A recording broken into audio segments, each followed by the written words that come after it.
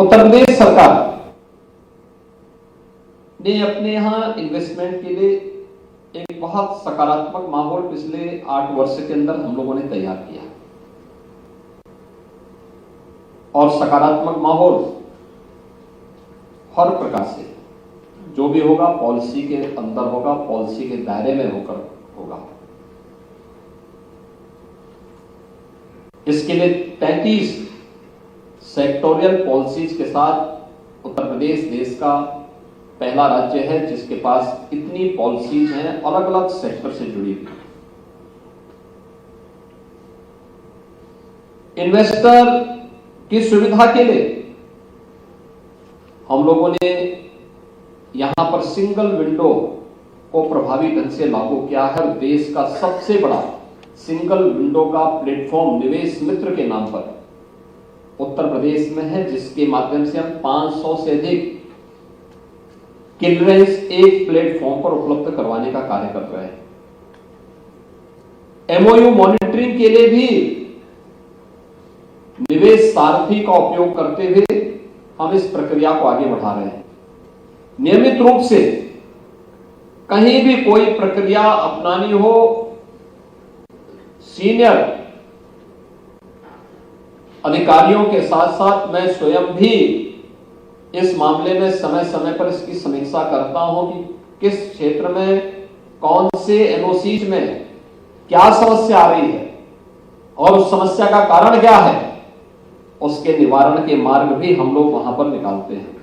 और मुझे अच्छा लगा कि यहां पर आज जिन लोगों ने यहां पे पहले उत्तर प्रदेश की अलग अलग पॉलिसीज में यहां पे निवेश किए थे, उन्हें आज यहां पर 2017 की पॉलिसी के अंतर्गत जो निवेश हुआ था श्री अमर तुलसियान का 9 लिमिटेड गोरखपुर से, उनको भी, और श्री रजत जयपुरिया ये राजलक्ष्मी कॉटन मिल्स ये गौतम बुद्ध नगर से, इन्हें इनका इंसेंटिव भी यहां पर आज वितरित हुआ है। ऐसे सैकड़ों निवेशकों को जिन्होंने अपने प्रोडक्शन को प्रारंभ किया है पॉलिसी के दायरे में आकर के, सभी इंसेंटिव, यद्यपि हम लोग अब इसको भी इंसेंटिव वितरण को भी हमारी ऑनलाइन सारी प्रक्रिया आगे बढ़ चल रही है, डीबीटी के माध्यम से हम उनके अकाउंट में स्वयं भेजते हैं। लेकिन मैंने भी बार बार कहा है कि जब हम कोई आयोजन करते हैं तो उस कार्यक्रम के माध्यम से मंच पर अपने निवेशक का हम सम्मान करें, मंच पर उनको बुला करके, जिससे किसी को भी विश्वास हो कि एक औपचारिकता नहीं, केवल पॉलिसी में घोषणा यह एक औपचारिक नहीं होती है, बल्कि उसका क्रियान्वयन भी ईमानदारी के साथ हो रहा है। और उत्तर प्रदेश देश का पहला राज्य है जिसमें अब तक सर्वाधिक अपने इन्वेस्टर को सर्वाधिक इंसेंटिव भी वितरित करने की कार्रवाई को आगे बढ़ाया है। ऐसे ही यहाँ पे लेटर ऑफ इंटेंट भी यहाँ पे जारी किए गए हैं।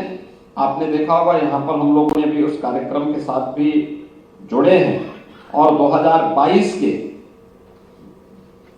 जो पॉलिसी के दायरे में जिन लोगों ने यहाँ उत्तर प्रदेश में, जिन निवेशकों ने उत्तर प्रदेश में अपने निवेश किए थे टेक्सटाइल के फील्ड में, उनको हम लोगों ने यहाँ पर अपना उनके भी इंसेंटिव अभी यहां पर वितरित हुए हैं। यानी हम लोगों ने जो कहा वह करके दिखाया है। उत्तर प्रदेश टेक्सटाइल के एक बेहतरीन हब के रूप में स्थापित हो सकता है, यह आज कोई नई बात नहीं। याद रखना, जितनी प्राचीन सभ्यता और संस्कृति होगी उतने ही प्राचीन समय से वहां पे वस्त्र उद्योग की संभावनाएं रही होगी। दुनिया की सबसे प्राचीन नगरी के रूप में उत्तर प्रदेश की 2 प्राचीन आध्यात्मिक नगरी काशी और अयोध्या सबकी निगाहों में होगी। हजारों वर्षों का जिनका अपना एक इतिहास है। स्वाभाविक रूप से ये नगरी केवल एक आध्यात्मिक चिंतन की आधार नहीं थी,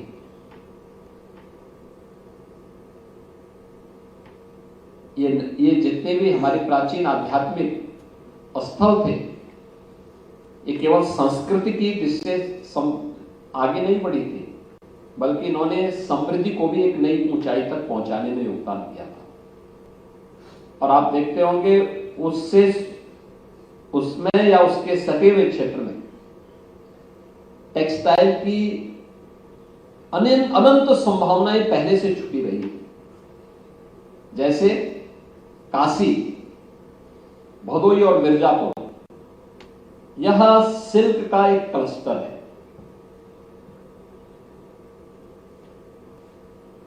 वाराणसी साड़ी, कौन से ऐसे भारतीय परिवार होंगे जिन परिवारों में किसी मांगलिक कार्यक्रम में वाराणसी की साड़ी लोगों की पसंद न बनती हो। कारपेट, वाराणसी, भदोही और मिर्जापुर का कारपेट आज फिर से वह पुनर्जीवित हुआ है। अयोध्या में अगर आप आएंगे तो अयोध्या के साथ अंबेडकर नगर जनपद ये अपने बेहतरीन हैंडलूम के लिए और वहां पे वस्त्र उद्योग के लिए जाना जाता रहा है। ऐसे ही आप किसी भी ऐसे प्राचीन क्षेत्र में आप जाएंगे, वहां पे आपको देखने को मिलेगा कि अगर लोगों के लिए निवास के लिए आवास की आवश्यकता थी, कनेक्टिविटी के लिए हो सकता है कि ब्रिजेस उस समय न बन पाए हो, लेकिन लोगों ने जल मार्ग का उपयोग उस समय भी किया था। वाटरवे उस समय थे, साधन माध्यम दूसरे हो सकते हैं, लेकिन तब भी लोग उसका उपयोग करते थे। ऐसे ही उत्तर प्रदेश के अंदर अलग अलग क्षेत्रों में आप देख सकते हैं। हम लोग देखते हैं गोरखपुर में, संत कबीर नगर में, आजमगढ़ में, गोरखपुर में आज भी टेक्सटाइल का एक बहुत बड़ा केंद्र है। मऊ के अंदर हैंडलूम का बहुत अच्छा कार्य है। ऐसे ही लखनऊ के अंदर सैकड़ों वर्षों से पुराने घरों में चिकन कारीगरी का कार्य बेहतरीन तरीके से होता है। और आज जब हम लोगों ने वन डिस्ट्रिक्ट वन प्रोडक्ट की अपनी एक पॉलिसी यहां प्रदेश के अंदर लागू की और उस कार्यक्रम के अंतर्गत इसको थोड़ा भी प्रोत्साहित किया, परिणाम क्या आया कि आज इनके पास जितना ऑर्डर इनको मिलता है उतना ये सप्लाई नहीं कर पाते। इसका मतलब संभावना इसमें बहुत कुछ है। हां, घर घर में होता है, महिलाएं जुड़ी हुई है। अगर आप पश्चिम की तरफ जाएंगे तो पश्चिम में पिलुआ की चर्चा हुई थी, मेरठ की चर्चा हुई थी, अन्य क्षेत्रों में भी अनंत संभावना इसमें है। और इसीलिए सरकार ने तय किया है कि उत्तर प्रदेश के अंदर यह केवल लखनऊ में यह इंटीग्रेटेड टेक्सटाइल पार्क ही नहीं बनेगा, बल्कि इसके बाद इसके एक्सटेंशन सेंटर के रूप में 10 नए पार्क राज्य सरकार अपने स्तर पर प्रदेश के अंदर स्थापित करेगी और संत कबीर दास के नाम पर हम इसे आगे बढ़ाएंगे। टेक्सटाइल के साथ साथ लेदर के भी जो नए क्लस्टर विकसित हो सकते हैं, 2 नए लेदर पार्क संत रविदास के नाम पर हम उत्तर प्रदेश के अंदर इसके साथ ही विकसित करने जा रहे हैं। यानी ये उत्तर प्रदेश की इन संभावनाओं को आगे बढ़ाता है और इन कार्यक्रमों को हम आगे बढ़ाने के लिए पूरी तरीके से इन कार्यक्रमों के साथ जुड़े हुए हैं।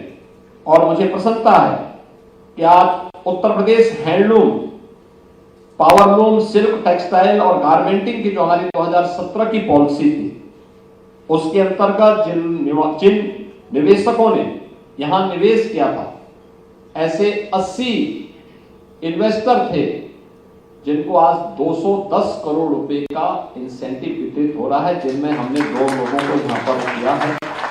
और 2000 पॉलिसी के अंतर्गत ऐसे 44 इन्वेस्टर थे जिनको आज हम लोगों ने 768 करोड़ रुपए की परियोजनाओं के लिए लेटर ऑफ कंफर्ट जारी किया है।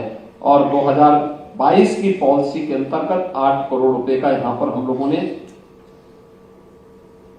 उन्हें उनका इंसेंटिव भी वितरित किया है। पीएम मित्रा पार्क के लिए 700 करोड़ रुपए के 2 एमओयू भी यहां पर आज एक्सचेंज हुए हैं।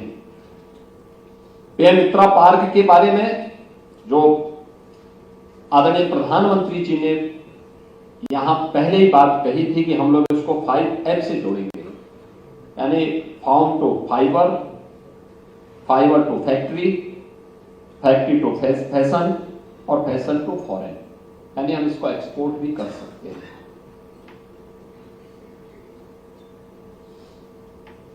यानी 5F के आधार पर इस पूरी पीएम मित्रा पार्क के कॉन्सेप्ट को आगे बढ़ाने के लिए, जिसके बारे में मैं कह रहा था, 140 करोड़ की आबादी का भारत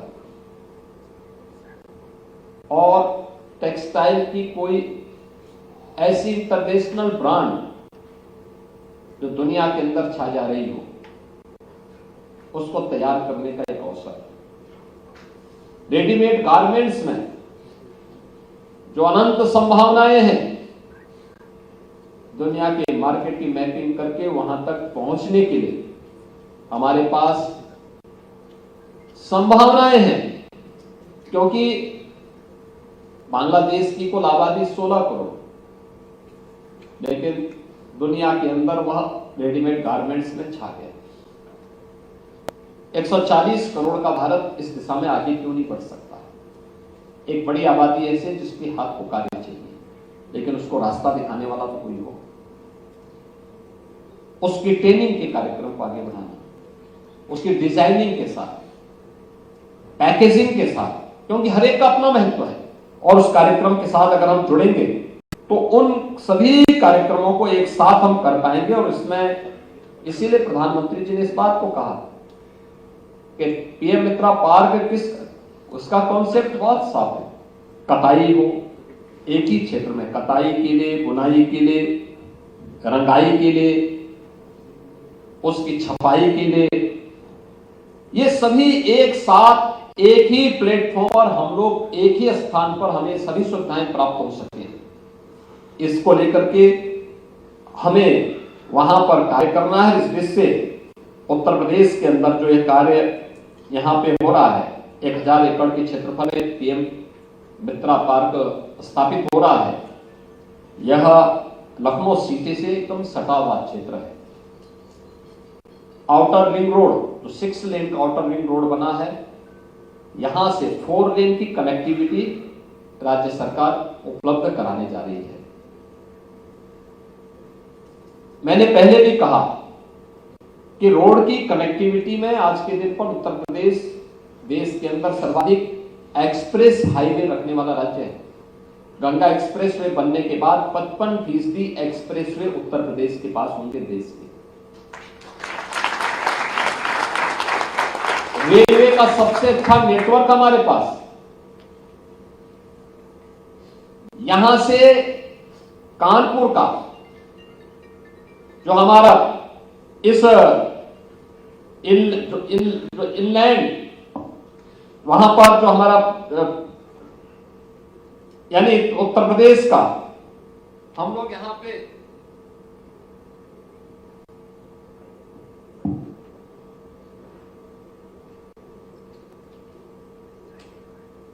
जो सुविधाएं यहां पे दे रहे हैं, देश का पहला इनलैंड वाटरवे वाराणसी से हल्दिया के बीच में प्रारंभ हो चुका है।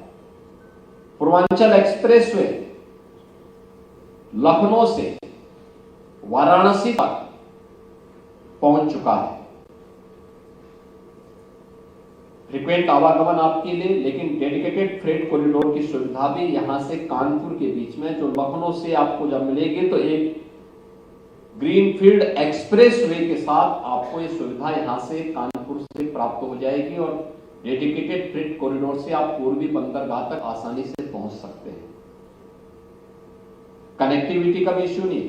उत्तर प्रदेश के लिए जो अब तक कहा जाता था कि यह लैंडलॉक्ड स्टेट होने के नाते यहां से एक्सपोर्ट नहीं हो सकता, दिक्कतें होंगी, लेकिन उस सुविधा को भी यहाँ पर हम लोगों ने, आदरणीय प्रधानमंत्री जी ने इनलैंड वाटरवे के माध्यम से, वाराणसी से हल्दिया के बीच में वाटरवे के माध्यम से भी और डेडिकेटेड फ्रेट कॉरिडोर के माध्यम से भी इस सुविधा को उपलब्ध करवाया है। और इंटरनेशनल एयरपोर्ट लखनऊ में ऑलरेडी यहाँ पर पहले से ही चालू है। इससे भी कार्गो की सुविधा आपको उपलब्ध करवाने की व्यवस्था यहाँ पर पहले से यहाँ पर प्राप्त है। लखनऊ का हमारा जो एक पीएम मित्रा पार्क है, इसके लिए पहले से ही 83 MOU, जिसमें 3,800 करोड़ रुपए के प्रस्ताव हमें पहले से प्राप्त हो चुके हैं।